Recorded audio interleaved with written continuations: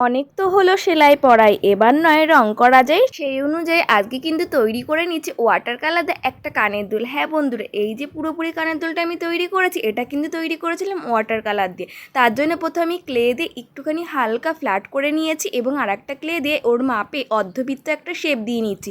আর এই ক্লেটা না প্রায় আমি 1-2 বছর আগে কিনেছিলাম, এর জন্য না আপনাদের আর লিঙ্কটা শেয়ার করতে পারছি না। এরপরে সেফটি পিন দিয়ে দুটো ফুটো করে নিয়েছি, যাতে কানের সাথে অ্যাটাচ করার জন্য জাম্পরিং ও কাটাটা আমি সুন্দর করে বসিয়ে নিতে পারি। এরপরে আমি রং করে নিচ্ছি। এখানে আমি একটু শ্যাডো ধরনের রং রাখতে চেয়েছি, যাতে এখানে একটু স্কাই স্কাই কালার মনে হয়, তাই না? তো দেখুন ঝটপট করে কিন্তু আমি দুটো তৈরি করে নিয়েছি। এবার ভাবছি কি নিচের দিকে যদি একটা কড়ি বসানো যায় তাহলে কিন্তু দেখতে আরও চমৎকার লাগবে।